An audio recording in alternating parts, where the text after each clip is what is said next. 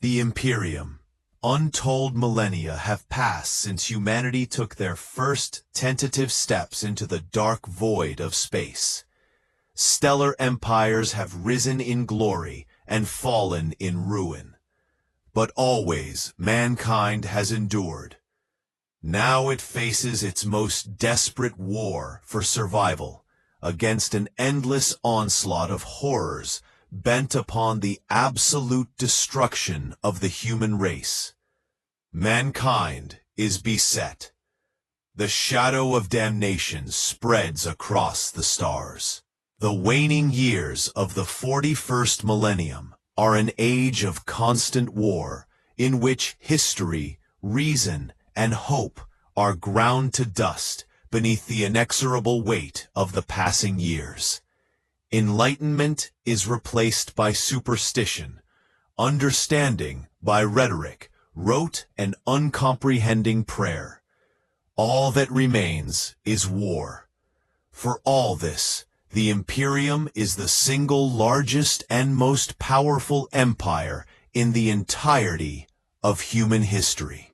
1,000,000 worlds are said to labor beneath the Imperium's yoke, and at their heart lies holy Terra and the divine God Emperor, interred forever within his golden throne.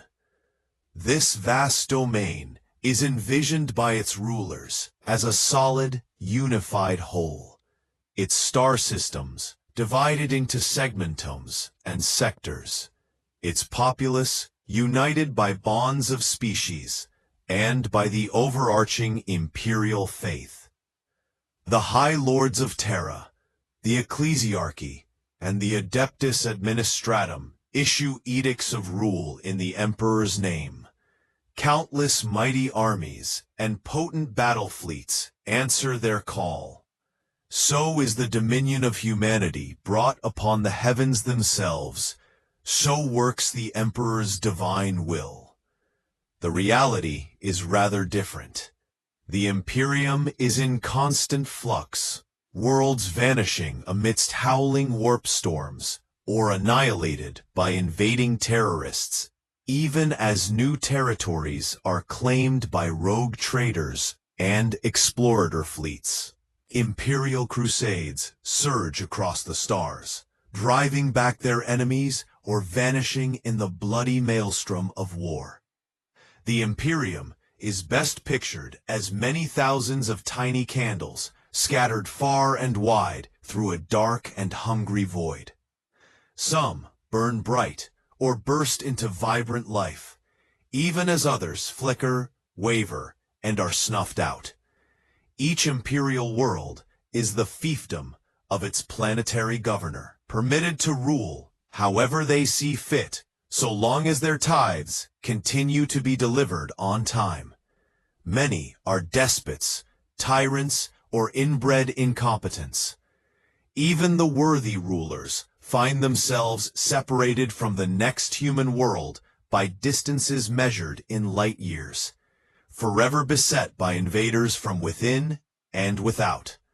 In such conditions, even the most equitable of rulers needs to become an oppressor if they hope to keep their people alive. Interstellar travel and system-to-system communication in the Imperium are entirely dependent upon the strange dimension of boundless energy known as the warp.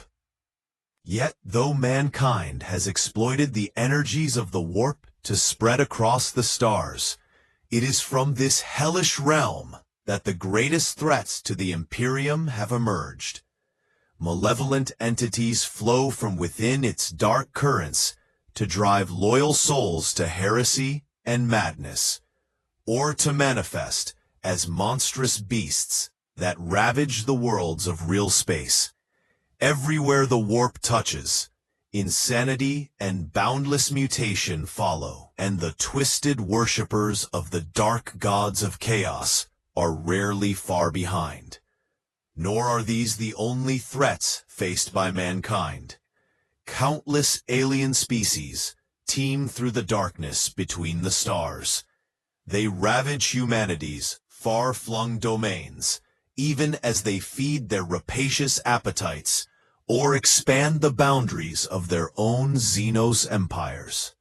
Still, the warriors of the Imperium continue to fight on, beyond all rational hope of victory. Theirs is not a war for honor, freedom, or the promise of a better tomorrow. It is a battle for survival, a tooth-and-nail fight to see the next day dawn, a defiant scream to the hungry void that humanity will never, ever give in. There is no room for hope in this nightmarish future, no time for compassion or mercy. There is only war, the Imperium Sanctus. Though certain that the opening of the Great Rift was the work of foul heretics, few in the Imperium know the truth of how or why this catastrophic chain of warp storms erupted across the galaxy. It is clear only that the Imperium is split apart, torn in two by a roiling belt of malevolent empiric energy that has left the Emperor's realm divided as never before. The vast galactic region known as the Imperium Sanctus is the half of humanity's realm that fared better in the wake of the Great Rift's opening. Of course, in this time of nightmares, better is a comparative term, consisting of the segmentums Pacificus, Tempestus, and Solar, and both parts of Obscurus and Ultima. The Imperium Sanctus has Holy Terra at its heart. From here flows the psychic light of the Astronomicon, a magnificent golden beacon that shines through the madness of warp space to act as a guide for spaceships navigating that perilous realm. The Astronomicon's light is generated upon Terra by a vast choir of psychers, then focused and beamed forth by the Emperor himself. Hundreds of psychers die in agony each day as the effort burns out their minds.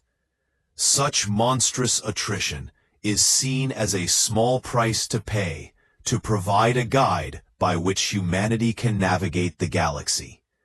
It is thanks to the light of the Astronomicon that despite the opening of the Great Rift, having whipped warp space into a hellish frenzy and left countless imperial worlds beset, the Imperium Sanctus continues to function.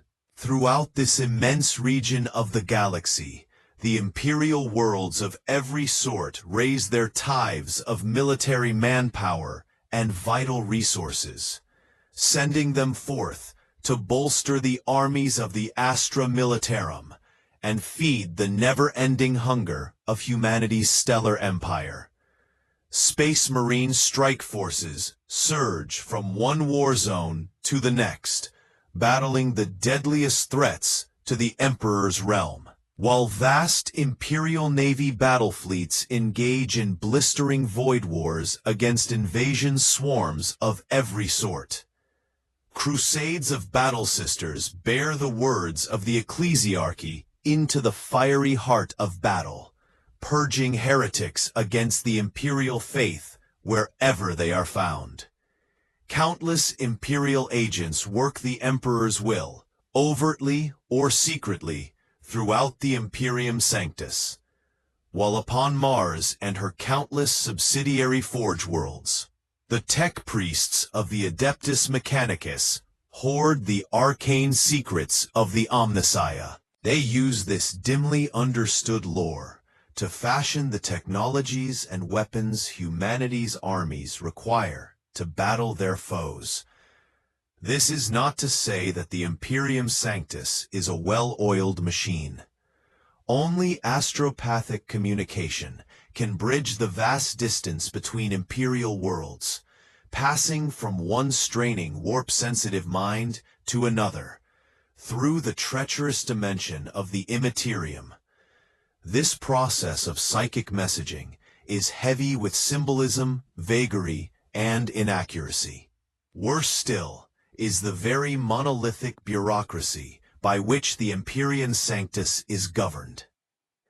Mindless and uncaring, leisurely slow, machineries of administration grind all into dust. Millennia of historical learning are lost amidst dusty catacombs, sealed away behind barriers of religious censure. Response times to crises can often be measured in years, decades, even centuries. To this vast bureaucratic machine, the fates of entire worlds barely register, while individual lives mean less than nothing. The living beings of the Imperium are but grist for its ever-turning mill, a resource no different to the promethium that fuels its engine, the iron and adamantine that armors its warriors and war engines, and the protein gruel that feeds its armies in the field. Most of the men and women who populate this sprawling empire are born, live their lives of toil and fear, and eventually die from hardship, malnutrition, exhaustion, or some barely remarked upon industrial accident, without ever having seen an alien, a heretic, or even a warrior of humanity's armies. Crushed down by the oppressive dictatorial rule of imperial law, and comforted in whatever desperate fashion by the imperial faith. Every one of them have served their part in mankind's galactic war, just as does a bullet fired from a gun, or a blade driven into an enemy's guts. Truly, only those who take to the stars to war or conquer in the Emperor's name stand any chance of seeing more of existence than this. And even then, much of what they witness is invariably horrific. For all its nihilistic misery and soulless oppression, Imperium Sanctus continues to grind onwards, its sheer weight and momentum carrying it forwards through tragedies unnumbered and hardships untold. This is humanity's every effort turned wholesale to sustaining total war, all the while praying to the Emperor that one day this nightmare may finally end. The Imperium Nihilus. Vast tracts of imperial space lie beyond the roiling warp storms that make up the Great Rift. Cut off from all but most of the determined aid, blind to the Astronomican's light, and beset upon all sides by legions of nightmarish foes, the worlds of the Imperium Nihilus must look to their own survival by whatever horrific means necessary. The region of space known as the Imperium Nihilus is cut off from Terra's light by the warp storms of the Great Rift. Not only is the light of the Astronomican obscured by these raging tempests, but there are also only two comparatively stable channels through which imperial fleets are able to cross the storm front.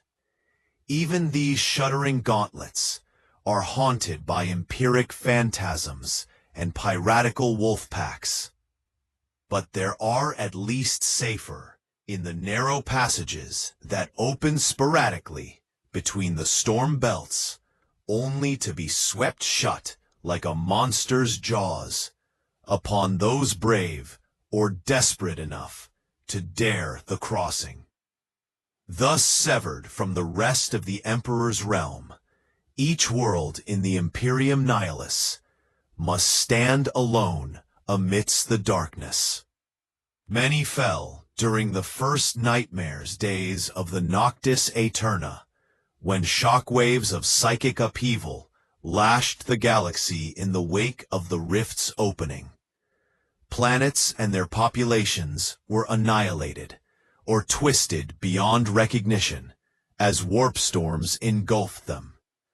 Hordes of demons spilled from rents in the fabrics of reality to butcher and torment all of them. Thunder rumbling. Heretical cults arose, prophesying the end of all things, and whipping formerly loyal citizens into a murderous frenzy. Rampant mutation ran rife. Abominations were spawned from the darkest nightmares of men's minds, and entire populations turned on one another in self-destructive storms of violence and cannibalism. Other imperial worlds held out. Fortresses rallied their garrisons, readied their weapons, and drove back attackers from within and without. Hardy agri-worlders formed defense militias, vanishing into the wilds and fighting guerrilla wars against alien invaders. Industrial worlds drafted every man, woman, and child to churn out endless streams of material, hurling wave upon wave of conscripted soldiery into the teeth of terrors from beyond the stars. Even still, for many worlds, death might have been the kinder fate. The immaterium boils and churns, rendering warp travel catastrophically perilous. Forced to wrestle with the spiteful empiric tides, wildly erratic destination flux, and dramatic temporal distortion, Imperial ships can risk only the shortest warp jumps, meaning that not only is the travel through the Imperium Nihilus terrifyingly dangerous, but it must also proceed at a virtual crawl. Interplanetary communication, too, has been almost entirely stifled. Forcing a message across the Imperium Nihilus requires Herculean and often fatal effort, and even those missives that do make it to their intended recipients arrive in the form of recurring nightmares. Many worlds are wholly isolated, with more than one population believing themselves the only surviving bastion of human civilization in the galaxy. Many planetary governors, military commanders, and religious leaders have been forced to make terrible choices and commit monstrous deeds in order to keep the light of civilization burning upon the worlds they rule. Plagues of mutation, madness, and supernatural disease blossom, while landscape warps and change beneath baleful skies. Malefic entities manifest seemingly at will to prey upon the unwary, while simple despair stalks every human soul, and while the great rift blazons itself across the firmament, corrupting all that its noxious light touches. Though the human territories within the Imperium Nihilus are crippled, the same is not true of their enemies. Some Xenos races possess alternate methods, be they technological, biological, or seemingly sorcerous, by which they can traverse the stars while bypassing the warp altogether. Others revel in the madness that has been unleashed, joyriding the currents of empiric madness wherever fate wills, and falling in howling tides upon whatever worlds lie in their path. That which blights imperial worlds, fleets and armies serve only to aid the worshippers of the dark gods. Even as it churns in madness, the warp sweeps these heretics and traitors along favorable tides, more often than not bearing them to their destination swiftly, if not safely. Surges of immaterial energies allow renegade psychers to enact unspeakable rituals that drag entire worlds into damnation or translocate them into the hellish heart of the warp.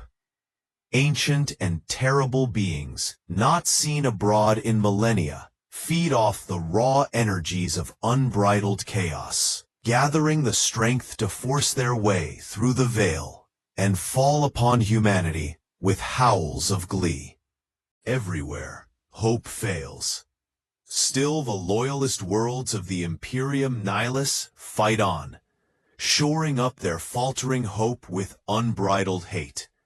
For every system swallowed by the darkness, the Crusade blazes a trail across the stars to relieve the desperate defense of another.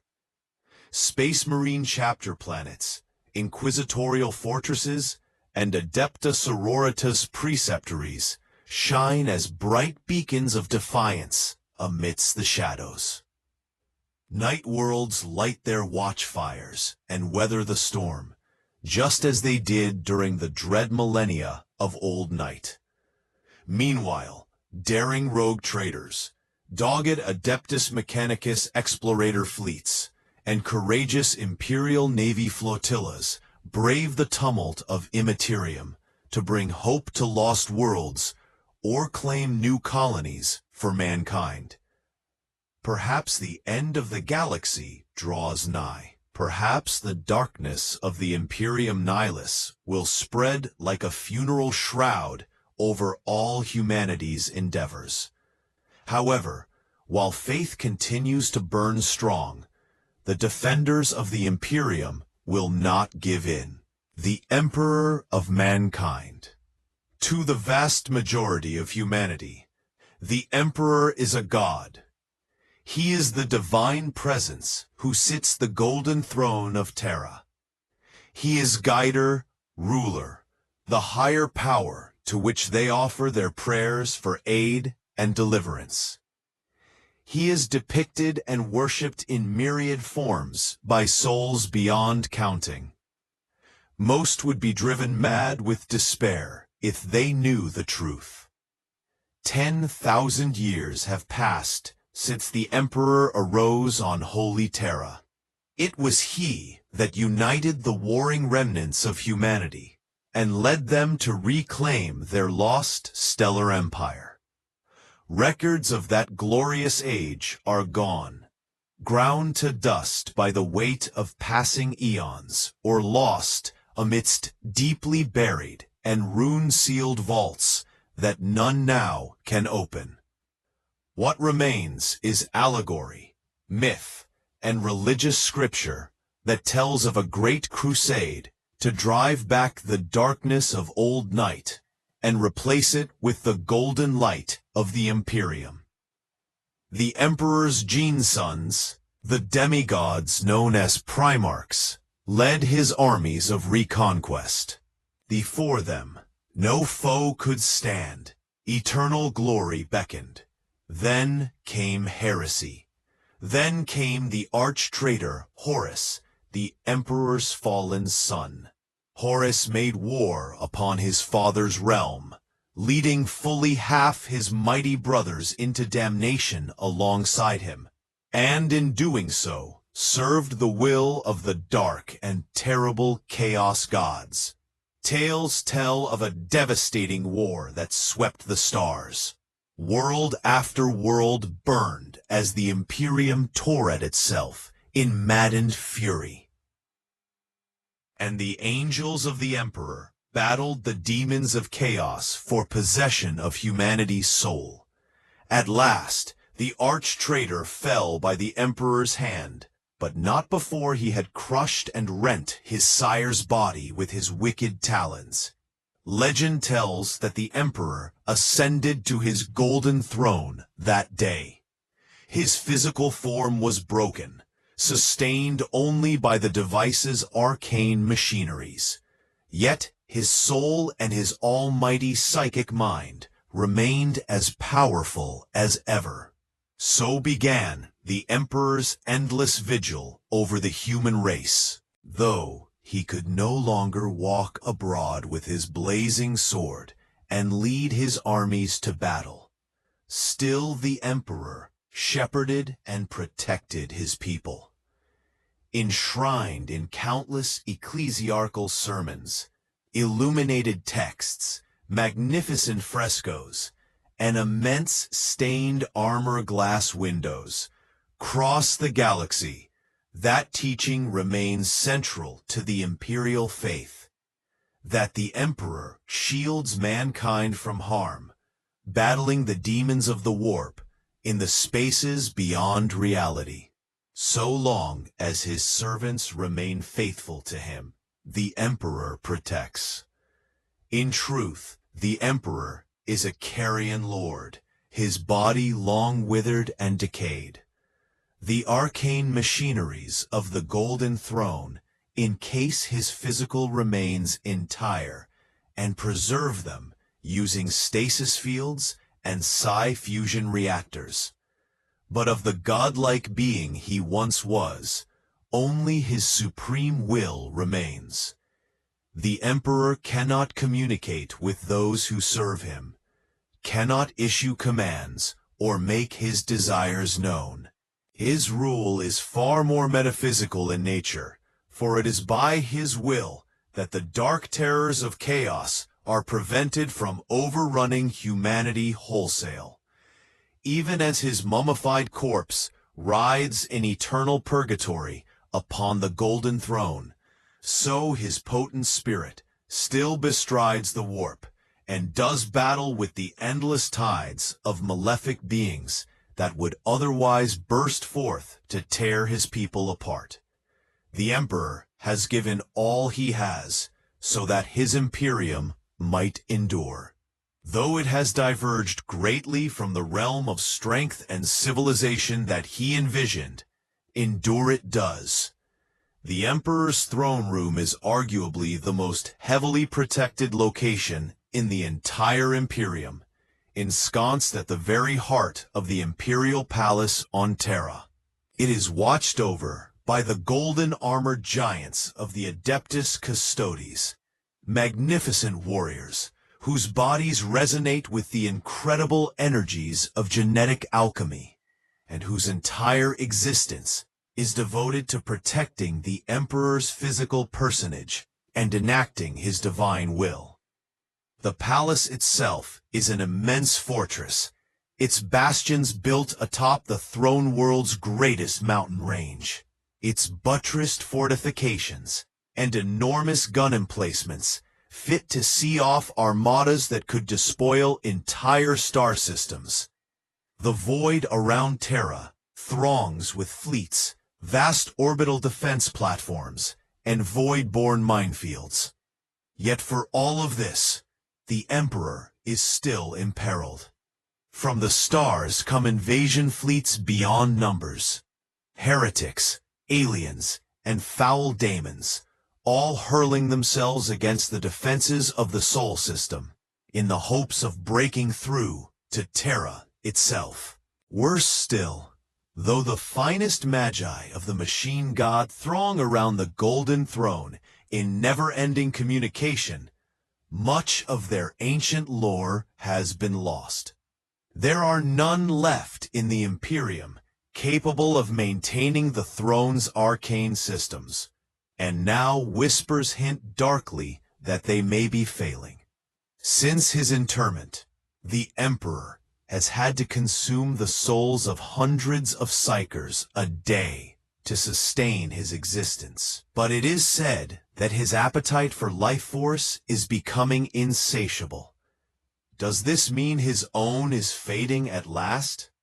If so, humanity is surely doomed, for if the Emperor dies, then his subjects will soon follow him into the abyss.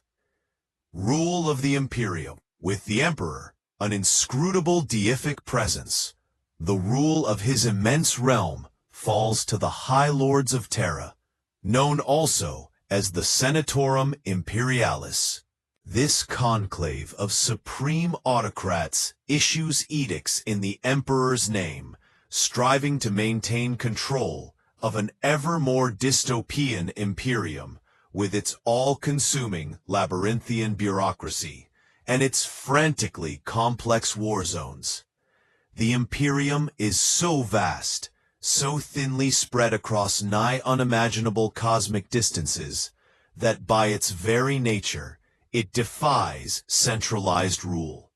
It can take months, sometimes years for a report, a distress call, or a cry for help to carry across the interstellar gulfs to Terra. Often, the deployment of a response takes even longer, thanks in no small part to the fickle and anarchic nature of warp travel.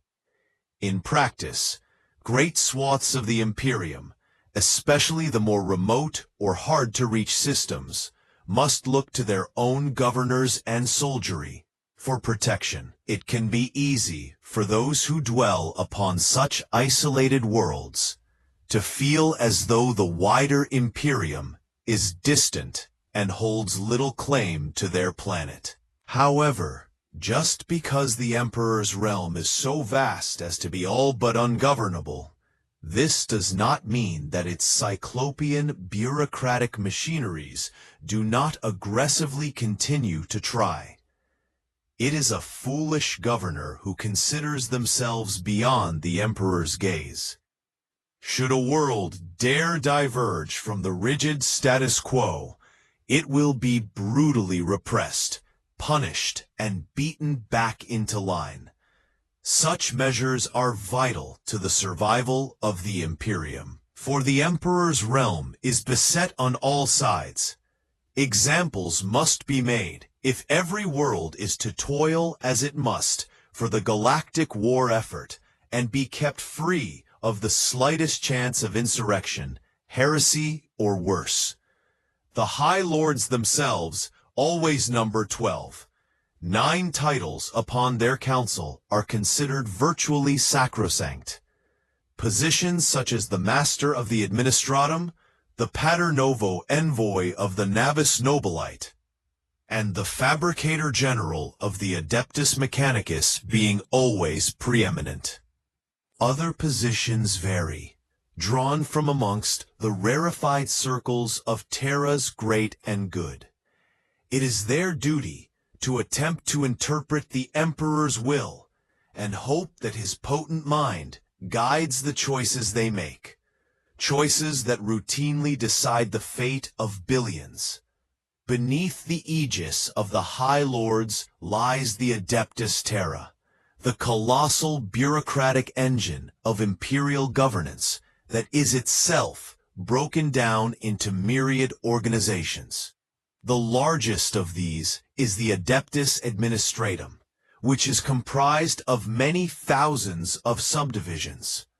To its vast military wing, the Departamento Munitorum, falls the duty of marshalling, supplying, and deploying the immense might of the imperial war machine.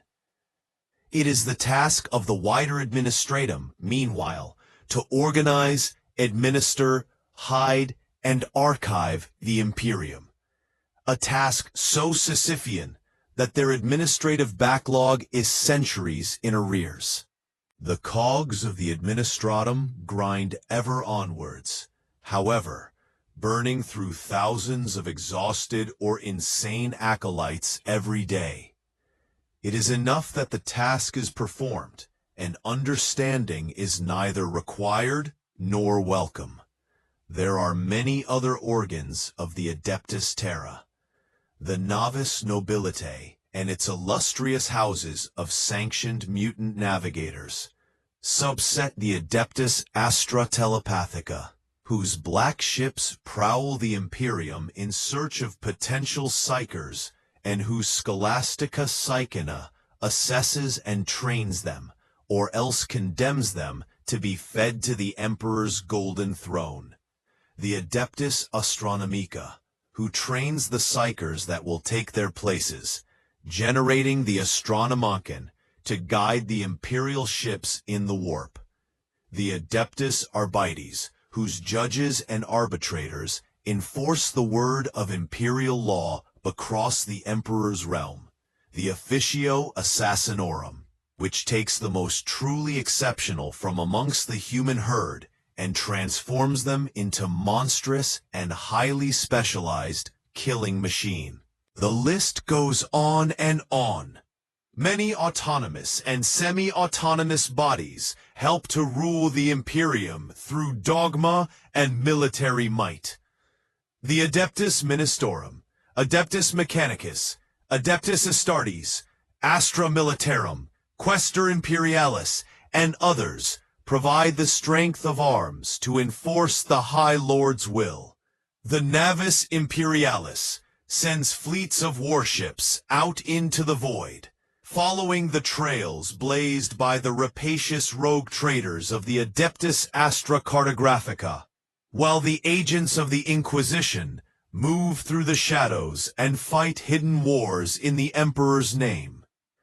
Despite the combined efforts of these and other mighty bodies, only a small percentage of distress calls can be answered, and only a fraction of threats met with appropriate force. It is the Imperium's own weight and ponderous momentum that carries it ever forwards through millennia of disaster and cruelty, more than the actions of any one group. Angels of Death, no greater symbol of imperial authority and military might exists than the Adeptus Astartes. Known to much of the Imperium as the Space Marines, or simply the Angels of Death, these post-human warriors strike with speed, skill, and overwhelming force against the deadliest threats to the Emperor's realm. It is said that there are 1,000 chapters of Space Marines, and that each of those chapters consists of 1,000 loyal battle brothers who stand ready to do the Emperor's bidding.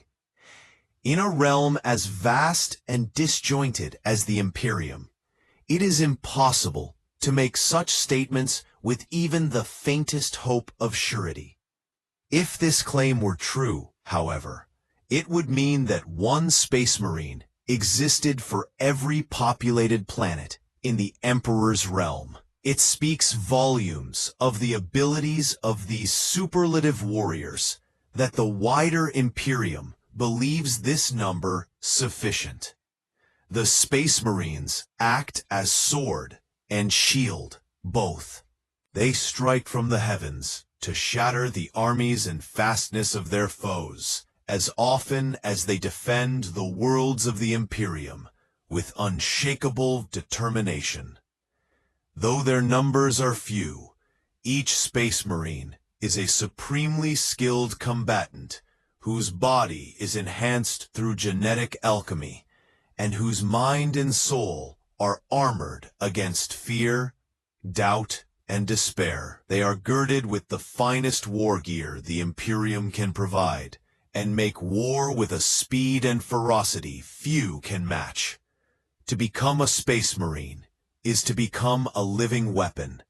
These warriors sacrifice much of their humanity in the name of protecting their species, leaving behind whatever existence they might otherwise have known in favor of endless war in the Emperor's name.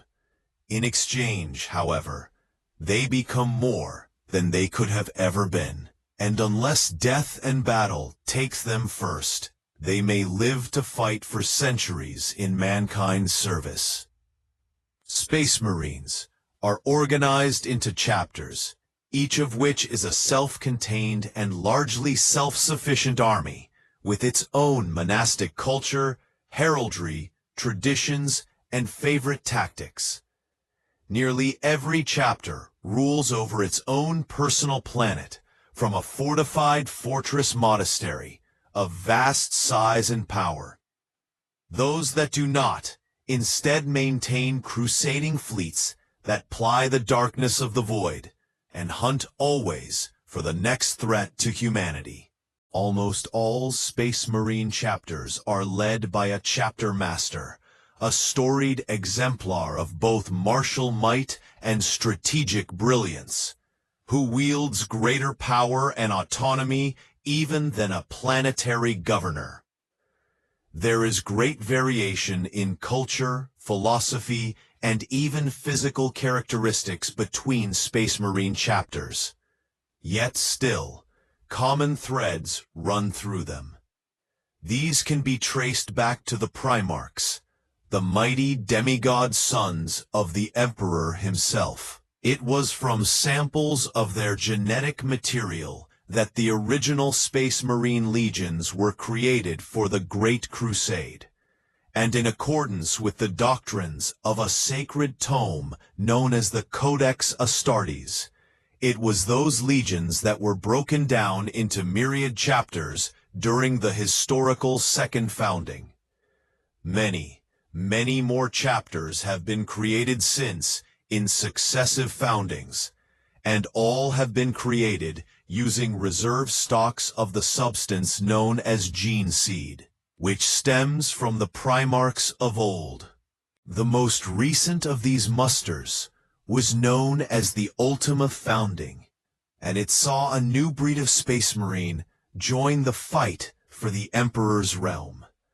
Known as Primaris Space Marines, these mighty warriors were fashioned in vast numbers over 10,000 years by Archmagos Khal, one of the most skilled and obsessive of all the Adeptus Mechanicus Magi. Khal based his works on information from an ancient device known as the Sanctrimus Portum, given to him by Robaude Guilliman, the Primarch of the Noble Ultramarines chapter. It was whispered that the Portum contained secrets of the Emperor's own genecraft, and combined with the encyclopedic technological lore of Khal himself, these secrets have allowed him to fashion still mightier Adeptus Astartes to continue the fight for humanity's survival. Their arrival is timely indeed, for never has mankind's realm been beset to this degree. It remains to be seen, however, whether even such powerful warriors as these can tip the scales. Warriors of the Faith, the Adeptus Sororitas, or Sisters of Battle, as they are widely known throughout the Imperium, are the militant arm of the ecclesiarchy. To them falls the duty of defending the imperial faith across all the Emperor's realms, purging heretics with bolt, blade, and flame, and launching star-spanning crusades to drive back the darkness that ever threatens to engulf humanity. Countless preachers, confessors, priests, and missionaries set out each year from the Imperial's cardinal worlds to spread the word of the imperial faith. Their duty is to convert the heathen savages of fringe worlds, supporting their deviant belief systems and bringing them into the light of the Emperor by whatever means necessary. They march with imperial armies, their booming rhetorics stoking the fires of faith in all loyal servants of the Emperor who can hear them.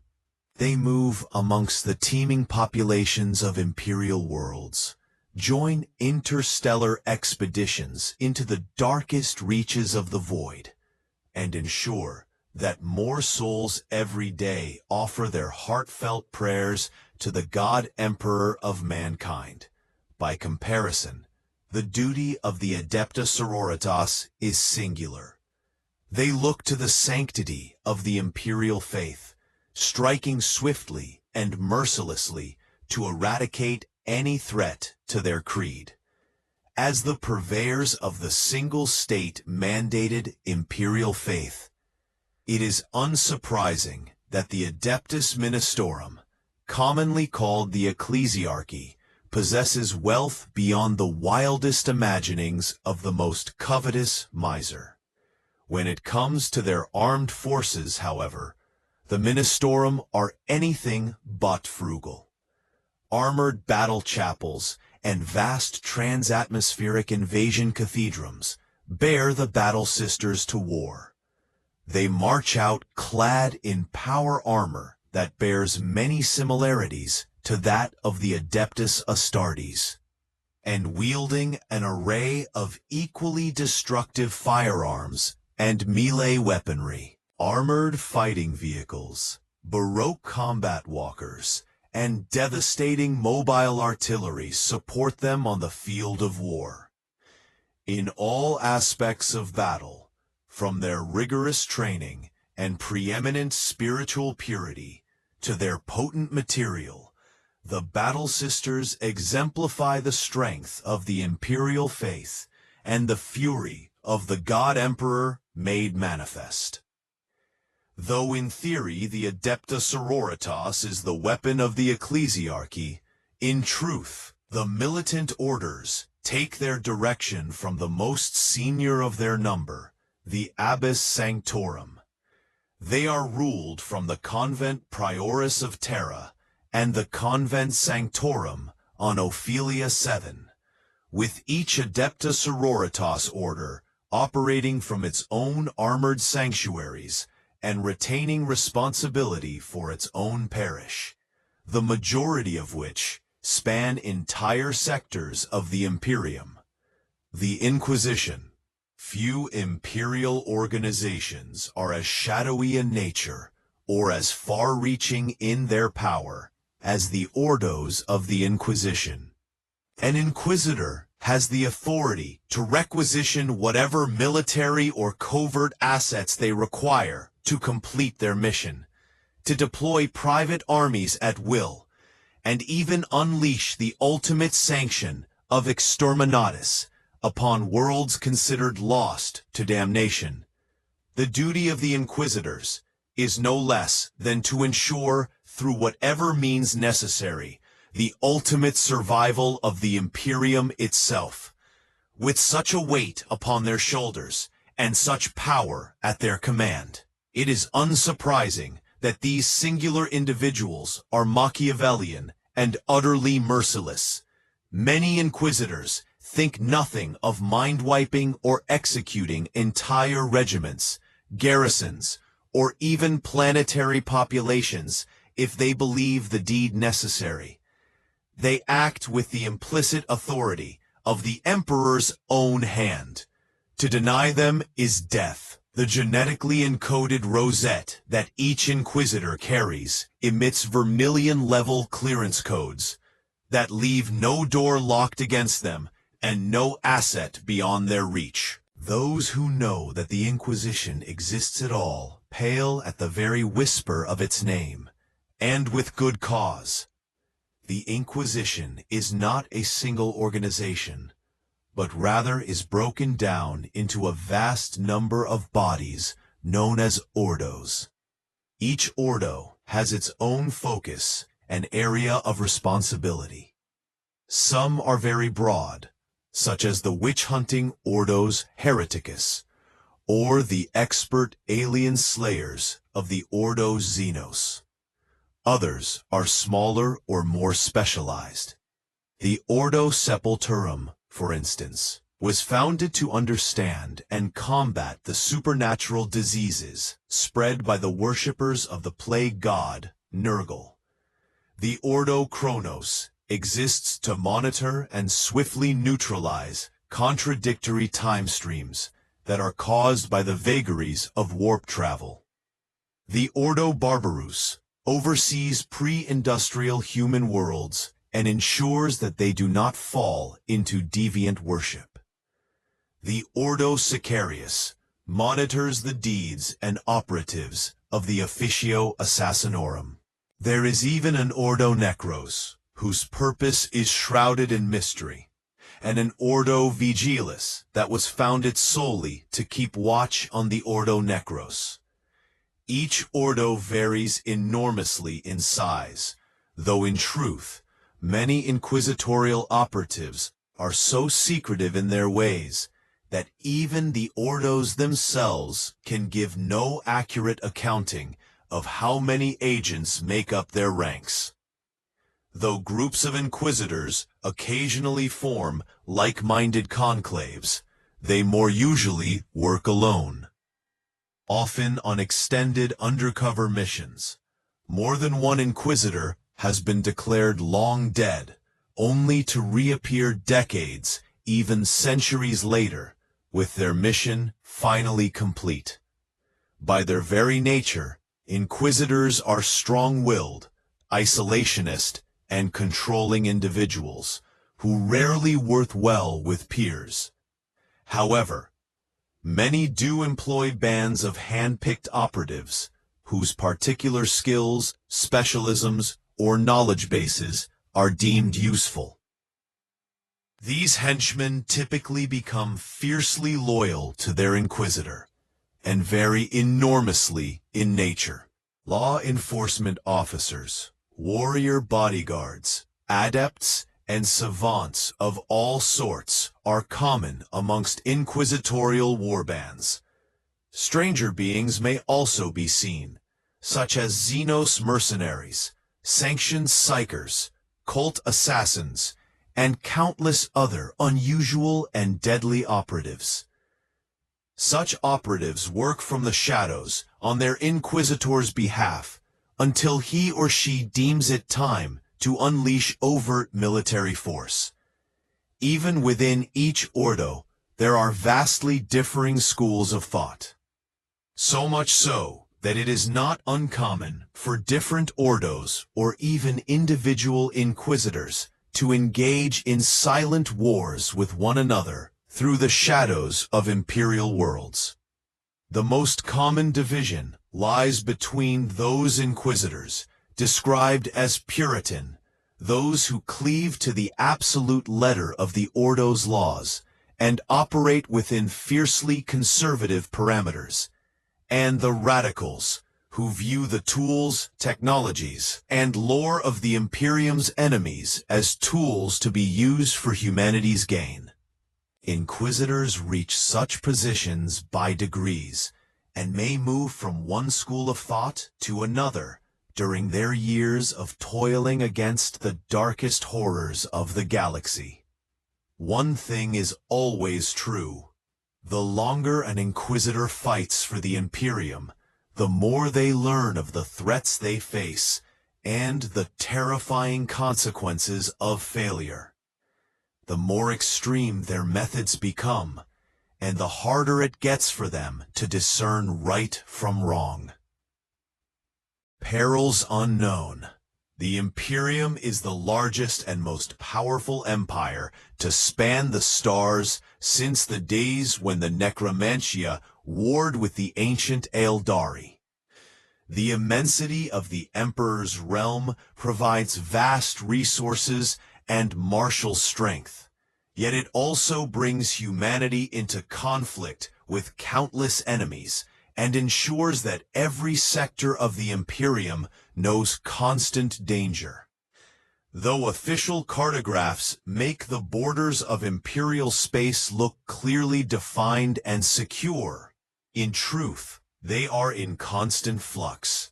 Even the segmentum solar is not as unified and stable a human heartland as the administratum would have their subjects believe. While the further one travels from Holy Terra, the more rapidly Imperial space becomes wild and dangerous, pocked with vast regions outside of human control. The far-flung borders of such regions as the Halo Stars, the Veiled Region, and the Western Fringe are the wildest of all, with worlds falling to invasion or turning traitor as quickly as new planets can be claimed and settled by rapacious exploratory fleets and daring rogue traders. Those loyal to the Imperium huddle behind their battlements and stare out at the dark void beyond, ever wary of the myriad perils that lie in wait in the darkness between the stars. For most, it is less a question of if some terrible threat will descend upon their world, as when it will arrive, and what monstrous form will it take when it does. Countless enemies lurk beyond the nominal borders of the Imperium, gathering their strength and choosing their moment to strike. The chaos-serving heretic Astartes are chief amongst these malevolent foes, turncoat space marines who rule over their own empires in the name of the dark gods and descend upon the Emperor's realm to reap and plunder at will. Some ride the empiric tides of onrushing warp storms, while others launch piratical raids or gather together into immense invasion fleets, commanded by some suitably powerful warlord. The most devastating examples of the latter have been the 13 Black Crusades of Abaddon the Despoiler, which between them shattered the linchpins of reality itself, and some say heralded the opening of the Great Rift. Xenos threats beyond number also surround the Imperium on every side. Humanity encounters strange and inimical species every day, from the mind-stealing enslavers and the chronomantic crud to the thermoparasitic vigor. Some creatures are indigenous to a single world. Many more are barely above the level of predatory beasts or parasitic organisms. Dangerous, certainly, but not on a grand scale. More threatening by far are the xenospecies whose territorial empires span star systems, and whose borders clash violently with those of the Imperium. The expansionist Tau Empire presses aggressively into the Imperium's eastern reaches. Barbarous orc invasions crash like bloody waves against the bulwark of humanity's defenses time and time again. Necron tomb worlds awaken, often beneath the feet of horrified Imperial settlers, and their invasion fleets sweep down from space to swat aside humanity's defenses with arrogant ease and eradicate the Emperor's servants like vermin. Tyrannid splinter fleets push into the galaxy from every side, writhing from the darkness like the tendrils of some immense beast, and scouring all organic life that lies in their path. Meanwhile, new Xenos threats arise all the time, fresh and monstrous terrors merging from the darkness beyond the Imperium's borders, that plunge human worlds into anarchy and apocalypse. The enemy within. Countless perils lurk within the bounds of the Emperor's realm. The hardship of daily life plants seeds of resentment and rebellion in minds made fertile through suffering. Mutant monsters and concealed foes stalk the shadows, and the ravings of twisted demagogues lead the faithful into damnation.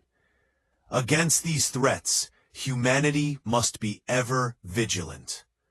For all the unholy threats prowling beyond the frail lights of imperial civilization, many believe that it is the darkness lurking within that civilization itself that presents the greatest danger to the Emperor's realm. From twisted instabilities and unnatural deviance to demon-worshipping cults, tech heresy, and xenophile traitors, myriad enemies rise from amongst the human herd with every passing day. Piracy and sedition are a constant threat, of course. The rule of imperial law is harsh, and many are unwilling to exist within its strictures. Even without the corrosive effects of chaos worship and full-blown heresy, many ship captains, Astra Militarum regiments, and planetary governors give in to the lure of disloyalty with every passing year. Their punishment may be slow in coming, for the Imperium is lumbering and monolithic. It always comes eventually, however, and the sentence is invariably death. Mutation is another widespread scourge that lurks in the dark corners of countless imperial colonies, outposts, hive cities, and industrial sprawls. Its causes are a myriad: industrial runoff and toxic environs, iterative generations exposed to strange planetary conditions, alien radiation, simple genetic deviation, or, most insidious of all, the warping influence of chaos. This last has become a more pressing danger than ever since the opening of the Great Rift. It is at the heart of why the Imperium is almost entirely intolerant of mutation. While useful strange of abhumans, such as Ogrins, Ratlings, or Navigators, are officially sanctioned, The curse of mutation is normally met with violent abhorrence, lest such rampant deviance be a sign of dangerous warp taint. The people of the Imperium are taught to hate, fear, and revile the mutant, and failure to report such abominations is considered tantamount to heresy. Of course, such a culture of intolerance serves to drive vast numbers of otherwise sane and loyal abhumans to desperate measures, and has ushered countless lost souls in the arms of the dark gods over the millennium. In an era of such all-pervading war, however, the Imperium can ill afford the weakness of mercy. Not all heretics are mutants, however. Amidst the grinding misery of the dystopian Imperium, there are countless reasons that a human soul might turn to the worship of chaos. Some seek release from lives of slavery, poverty, and hopeless, endless toil. Others desire power or influence, whether to provide for those who depend upon them, or to have revenge themselves upon those who have oppressed or mistreated them. Few who fall to the honeyed promises of the dark gods truly start out as evil. However, it is a slippery slope of morally compromising choices that lead from desperation or idealistic recidivism to full-blown heresy. Cults beyond number gather in the dark corners of hive cities to worship deities. Primitive priests work forbidden blood rites upon frontier worlds. Imperial nobles fall to hedonistic pleasure sex, while twisted misinterpretations of imperial scripture lead unwriting practitioners into summoning rituals that can damn worlds. The dark gods, the gods of chaos, dwell within the endless and infinitely mutable realm of the warp, ancient entities of unimaginable power and infinite malice. They look upon real space with covetous eyes and scheme endlessly for its overthrow. There are 4 of these monstrous beings, each an exemplar of mortal obsessions and fears, each certain that they and they alone should rule all. In the warp, similar thoughts and emotions gather like rivulets of water. They form streams and eddies of anguish and desire, pools of hatred and torrents of pride. Since the dawn of time, these tides have flowed through the warp. Such is their power that they formed creatures made of the very stuff of dreams and nightmares. Eventually, these instinctual, formless beings gained a rudimentary consciousness. The Chaos Gods were born, vast, psychic presences made from the fantasies and horrors of mortals. As the races of the galaxy prospered and grew, so too did their hopes and dreams, their rage and wars, their love and hatred. This burgeoning flood of raw emotion fed the nascent Chaos Gods and nurtured their unholy power. Eventually, the gods reached back to their makers, into and through the dreams of mortals. Soon, seeing the fruits of their labors, they began an eternal venture to influence the physical realm and its myriad races. A Chaos God grows in power through the actions and thoughts of mortals.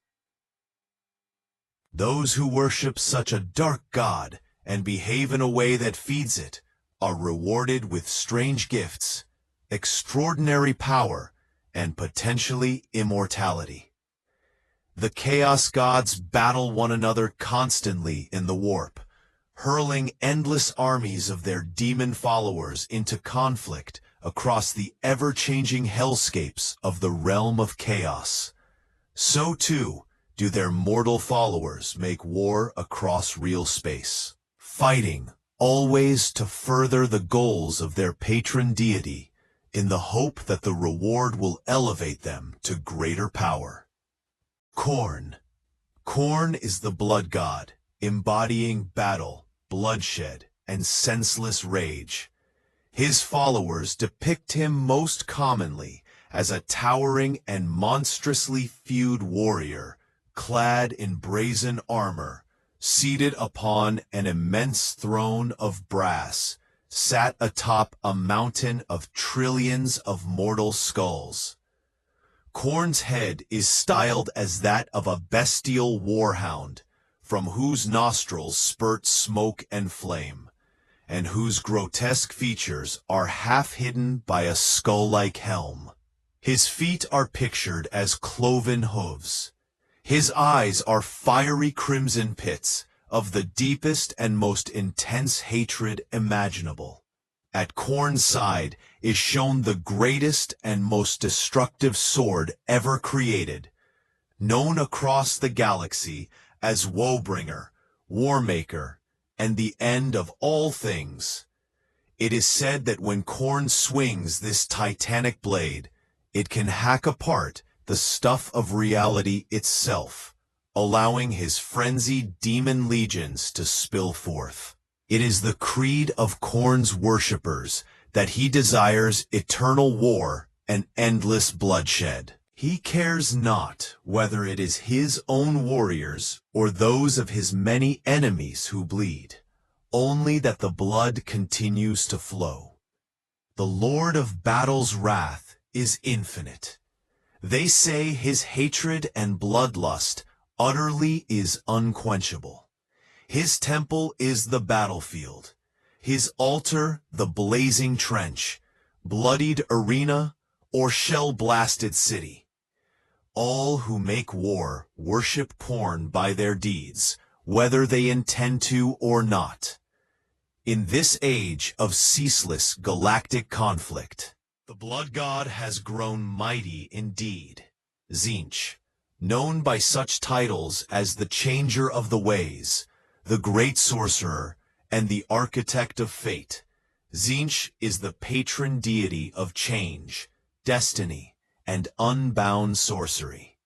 His worshippers empower their god through manipulation and politicking, and by their desire for continual change and reshaping of reality. Depicted as an ever-shifting being whose flesh crawls with laughing, whispering, sobbing, prophesying, and lying faces, Tzeentch is shown crowned by sweeping horns, wreathed in arcane fire, and surrounded by nebulae of magical energies which twist and change, to show those places and people upon whose fate the deity muses. Tzeentch's worshippers know that he has plans of his own, schemes of insane, labyrinthine complexity fit to drive even the most ferociously intelligent mortal minds to madness. The change god's servants labor constantly to fulfill his ineffable plots, and their purposes and deeds often seem like utter lunacy to their enemies, until the precise moment they come to spectacular and bloody fruition. Nurgle. Grandfather Nurgle is said to be as generous as he is malignant, for he is the source of every disease, pestilence, parasite, and epidemic ever to trouble mortal beings. Nurgle is rarely described as a spiteful god, but rather he sees his plagues as gifts given freely, so as to maintain the endless, ferend cycle of death, decay, and unbound life that follows in its wake. He is commonly depicted as a vast hulk of rotting, parasite-riddled flesh, through which an infinite number of diseases and vast swarms of plague mites run rampant. His boil-pocked skin is leathery and green, while the bloated innards that spill through its rents are said to give off a stench that can rot reality itself. Nurgle is depicted as hunched over his cauldron of poxes, humming cheerfully to himself as he brews up another infectious concoction with which to bless the immortal races of real space. The plague god's realm within the immaterial is depicted as a monstrous garden of unimaginable foulness and rampant life amongst foetid swamps and bloated plant life. His demons gamble and trudge, and the land itself can spill through into real space when enough disease, entropy, and misery is concentrated upon a single point. Nurgle's power fluctuates the most of all the Chaos gods. At its apex, when his metaphysical epidemics ravage the stars, only to fall into remission when the tides of sickness burn themselves out. Yet he always rises again, for entropy is everlasting. Slaanesh. Slaanesh is the Dark Prince, the hideously beautiful embodiment of excess in all its mortal forms. His is the power of endless temptation, of even the most virtuous beginnings transformed and perverted into hideous vice. Arrogance, lust, greed, sadism, desire, ambition, all serve to feed the Dark Prince's power. Yet so too does any excess of love, generosity, determination, or pride. In short, as soon as a mortal being's efforts pass into the realms of obsession, they give worship to Slaanesh, however inadvertently. Depictions of Slaanesh vary depending upon what speaks loudest to the worshipper's hidden desires. The Dark Prince is most often described in human lore as an androgynous and lissom figure, guileless in their innocence, yet with the eyes that instantly steal the soul of any mortal who dares look into them. Slaanesh's domain within the realm of chaos is said to be a vast palace of pleasure that resides at the heart of 6 concentric circles of temptation. Each of these perverse realms appears at first glance to be a paradise devoted to a different mortal desire, be it vainglory, gluttony, lust, sloth, or any other obsession. Yet in truth, each is a hellish snare intended to waylay those who would invade the Dark Prince's territory and trap them forever in the torments of their own making.